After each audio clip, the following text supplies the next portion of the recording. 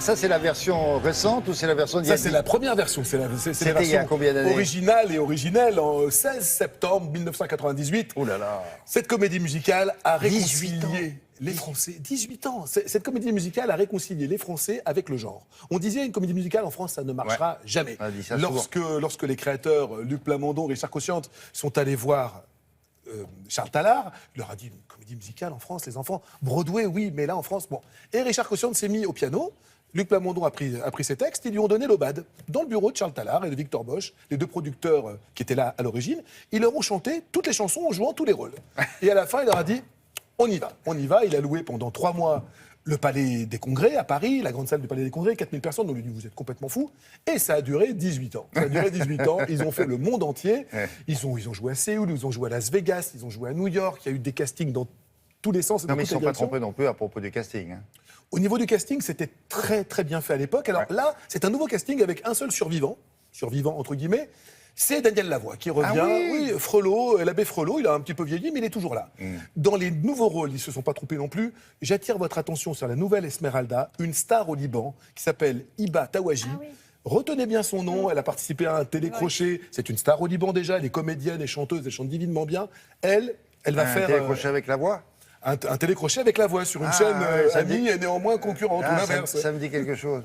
Alors, ils reviennent à Paris, c'est vraiment le spectacle qui fait vraiment recette en cette période de fête de fin d'année. Nous y étions le soir de la deuxième première, puisque première, il y a 18 ans, ils étaient mieux. Alors, on a souvent dit que Luc Plamondon et Richard Cochiante n'étaient pas souvent d'accord sur beaucoup de choses. Vous allez voir, les mêmes questions, ils ne sont pas d'accord non plus.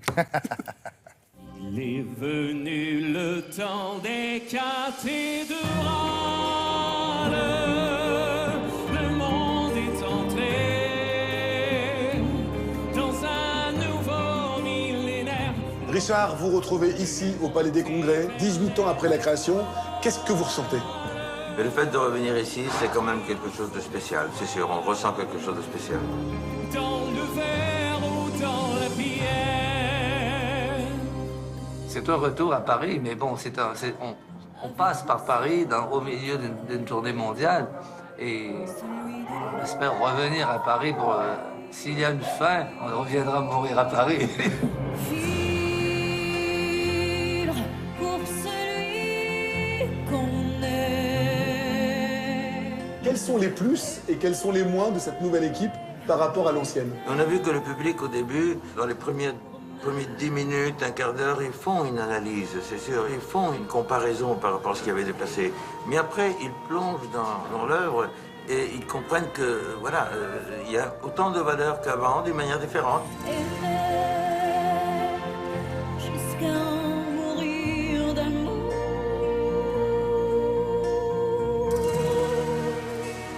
Le secret de la longévité, c'est qu'il y ait des chansons qui ont été adoptées par le public. Et à ce moment-là, ça peut durer toujours. Hein. Qu'est-ce qui rend cette œuvre aujourd'hui encore actuelle?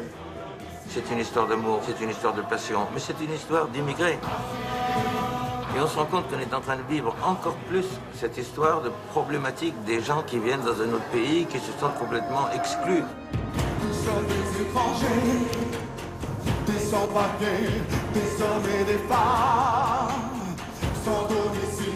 En Notre-Dame, et nous te demandons asile. Quel est le plus beau cadeau que vous ait fait Notre-Dame de Paris? Lorsqu'on compose, on espère toujours rester dans le futur.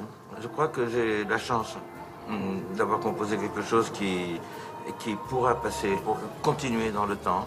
Et ça me donne beaucoup, beaucoup de plaisir.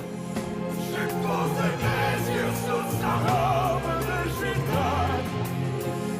À quoi me sert encore de prier Notre-Dame? On n'écrit pas pour la postérité. Ça fait plaisir de penser qu'on va peut-être vivre encore avec nos chansons, mais bon, c'est agréable à penser. Oui, comment on va être mort, on s'en rendra pas compte. Oh Lucifer, oh laisse-moi rien qu'une fois glisser mes doigts dans les cheveux d'Esmeralda.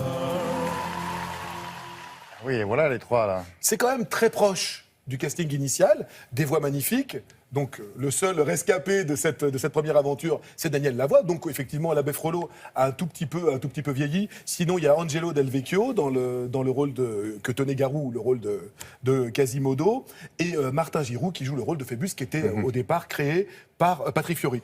Une toute petite belle, c'est le record de l'histoire.